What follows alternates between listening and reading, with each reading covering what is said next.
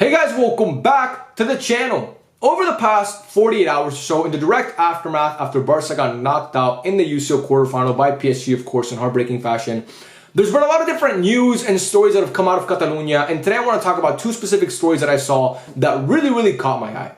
The first story we're going to talk about in today's video is that it seems like Gundogan and Araujo have gotten into this media back and forth because after the PSG game, Gundogan gave some comments to the media regarding Araujo's red card. And today, Araújo did an interview with Fabrizio Romano. He kind of responded to those comments in a snarky way. He didn't really take too kindly to them. So today we're going to talk about that whole situation, which I honestly find so fucking perplexing. It's oh my god, it's insane that we even have to talk about this. But like I said, if you're not filled in, don't worry, I'll fill you in. Pause. Does that sound sus? A little bit. I don't know. Anyway, moving on past that. And I also want to talk about the story that came out like a day after, on Wednesday, I'm pretty sure, yesterday it came out, that apparently Rafa Marquez is now the prime candidate chosen by Joan Laporta and Deco to replace Xavi in the summer. Oh, God, please help us. Please save us, man. But anyway, we're going to talk about those two stories. And yeah, anything you guys agree or disagree with, like always, please let me know in the comment section down below. But anyway, let's get into this. Like I said, the Gundogan Araujo saga that's been going on over the past, 5 hours since the interview came out with Fabrizio Romano. After the PSG game, Gundogan, like I said, gave an interview to the media. They asked him about Araujo's red card. And he said, I'm paraphrasing here because I don't have the exact quote in front of me, but he says something to the extent of, in that situation, you cannot get a red card. We'd rather let PSG score than Araujo get a red card. That was not a smart play by him. Okay, that's what he said. Not damning remarks in my opinion. He's just basically stating the obvious. Everybody and their mom knows that what Araujo did is stupid. It's not 2020 hindsight. We knew it in the moment. What Araujo did cost Barca the game. In my stream, I was trying to be optimistic, but I knew deep down that cost us the game. So again, Araujo said, Gundogan said that, sorry. He was really not, again, he's just stating the obvious to me. And then Araujo, like I said, did an interview today, with Fabrizio Romano, and he kind of responded to that, and he said, I'd rather keep for myself what I really think. I have my own codes and values that I think you need to respect. What does that mean? What on earth does that mean? And you dismissing Gundogan's comments like that is honestly so stupid. This is the last thing that Barca need right now. As a Barca fan, I'm so fucking pissed that we're talking about this right now. The wound from Tuesday has not healed yet for me. I'm not sure about you guys, Barca fans watching this. It has not yet healed yet for me. It's actually gotten worse because reality kind of kicked in on what happened on Tuesday. And the fact that I have to talk about two of our best players going back and forth with me, not even because Gundogan hasn't said anything bad, that one of our best players, our young promising center back, going at one of our veterans because of a comment that he made that wasn't even that bad, is honestly, it's like I said, it's perplexing, bro. Like, Gundogan did nothing wrong, and Araujo, you need to take responsibility, and I'm sure he has. But he said nothing wrong. What you did was a stupid play. I love Ronald Araújo. I think he's one of the best center backs in the world. Forget young. He's one of the best center backs in the world. And he's proven it every single season while he's been at Barca, since he stepped into the pitch for the first team. He's a fantastic player. I don't want to sell him. And the fact that Barca fans are talking about selling him and they're abusing him in his Instagram comment section so much that he's had to limit the comments on there, I find disgusting, okay? I love Araujo. He's done more good for Barca than bad. I think he's a fantastic player. But there's no secret. It's no secret that he cost us that game. If we're doing a blame pie for the PSG for the loss in the UCL against PSG, 90% of it goes to Araujo. And I'm being generous here. Some people might even say 100 or 95. I think Xavi bears some responsibility. The fans at Montreal bear some responsibility. The players on the pitch after Araujo got sent off bear responsibility. But again, 90% of it goes to Ronald Araujo, in my opinion. Because if he doesn't get sent off, I'm 100% confident Barca go through. 100% confident. We'll never know, but I'm 100% confident. If he never gets sent off, if he doesn't get sent off, Barca go through. They play Dortmund in the semifinal. And Araujo does this from time to time. His football IQ is lacking sometimes. He makes stupid tackles, and that was a stupid tackle. Just let Brandy Arcola test the keeper there. Let him go on a one-on-one with Ter Stegen. You're still, even if he scores, you're still up a goal at your home stadium. You've been outplaying PSG for the majority of the time. That was a stupid tackle. Again, Gundogan is just stating the obvious. And Ilkay Gundogan is a guy who knows what it's like to win. This is a guy who scored some of the most important goals in the history of Man City. He scored 2 goals against Villa 2 years back to win him a league title. This is a guy who scored an FA Cup final, who scored so many important goals. He's such a big game player. This is a guy who won a treble last year and decided to come to us. He came to Barca. He was a free agent. He could have gone anywhere. He could have stayed at Man City, gotten probably more money. But he came to us. Again, I'm sure Barcelona is not a bad place to live at, but still, he came to Barcelona because he trusted the project and he saw potential in the young guys like Araujo. And for you to just dismiss his comments like that, like, oh, I have my own codes and values. I think you need to respect. What does that mean, dude? He didn't say anything bad. People are saying that Gundogan shouldn't be calling him out. He's not calling him out. Everybody knows that what Araujo did was stupid. You want him to lie to the media, say, look, no, what he did was smart? No, it's not smart. If the game is tied and it's the 95th minute or PSG are winning and it's like the 95th minute and you do that, then it's smart. But in the 27th minute when you're up 2 goals in your home stadium to do that, it's dumb, bro. It's dumb. There's no ifs, ands, or buts about it. And I think we really need to take a look at this and think like, does Araujo have the maturity to really be a future captain for this team? Because this shows lack of maturity to me. And to do it, to lash out at Okay Gundogan, who's been the only bright spot for this team this whole year, apart from Lamine Yamal. But from start to finish, it's been Gundogan, bro. When Barca were shit, which we've been shit for the majority of the year, he was our best player. Now that Barca have been playing better over the past couple months, guess what? He's still been our best player.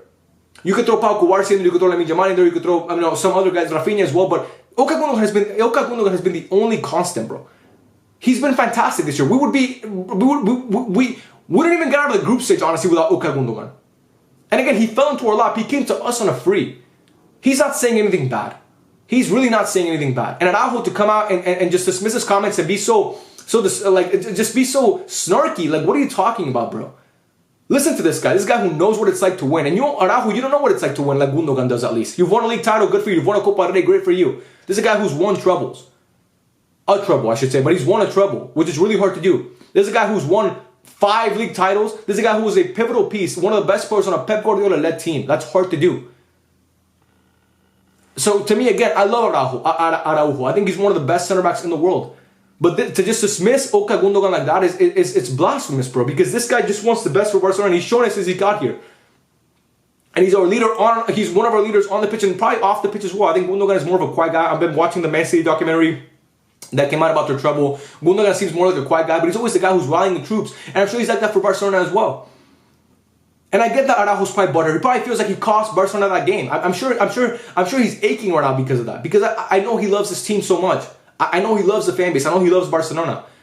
But again, dude, like, you shouldn't, like, when Gundogan says that, you know that you fucked up. He's not calling you out. He's not going on a podcast and just bringing that up out of nowhere. He was asked about it.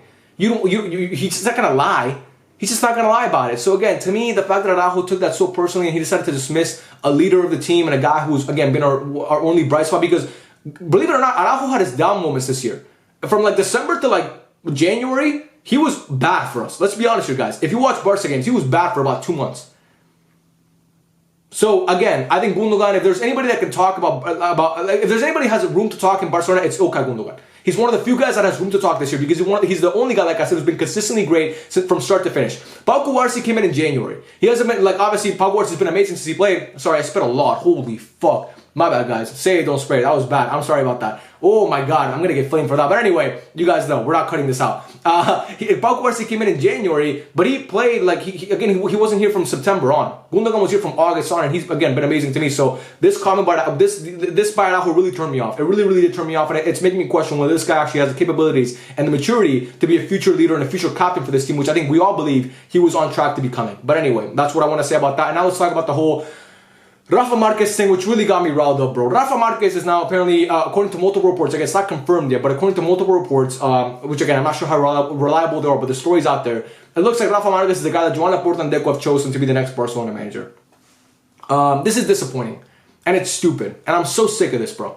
Dude, this whole thing that we're trying to replicate that we had with Pep is not gonna happen, bro. It's just not gonna happen. It's like teams in the NBA drafting some big fucking big white European guy in the second round because they think it's gonna be Jokic. That's Jokic is a once in a lifetime thing. Pep Guardiola is a once in a lifetime thing. You can't replicate that, bro. Rafa Marquez is not Pep, and we always go for these guys with Barca ties. It's so dumb, bro. Get someone who's emotionally detached from the club. That's better, because we see a guy who's emotionally attached to Barcelona, he gets sent off every other game because he's so passionate about it. I don't want that anymore. I want a professional. I want a guy who's a grown-up. And again, I'm not saying Rafa Marquez is not that, but we need something different, dude. It's enough. And the fact that this whole time, Xavi announced that he was resigning in early February, guys. In early February. It's been, what, 2 months now?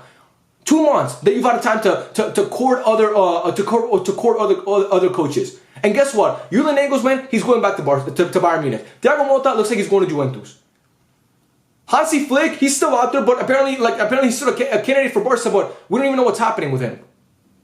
Roberto De Zerbi is probably going to go, I don't know, I think he's going to Liverpool. But again, there's so many prime candidates out there, and you're settling for Rafa Marquez. I get it. Maybe he's going to be cheaper than the other guys. Guys, this managerial appointment for Barcelona is one of the biggest in their history. We can't just swing and miss here. We can't just take a flyer on a guy. The surefire thing is Hansi Flick. It's not Rafa Marquez. I don't watch Barca B, okay? I'm not going to sit here and tell you that I watch Barca B. I don't know what the fuck is going on with them. I'm sure they're doing well. But he's not the guy. He's not Pep, bro. And if I'm wrong, I'll be happy to eat my words, but I don't think I'm going to be wrong. But I'm so sick of us trying to replicate this whole thing. I think Joan Laporta, look, I love him, bro. I think he's one of the most, obviously my face is photoshopped to his body in my profile picture. I think he's one of the most influential and important figures in Barcelona. He takes, like, what he did with Pep, that's one of the greatest decisions in the history of football. He changed football when he appointed Pep as a first team manager. That is fantastic.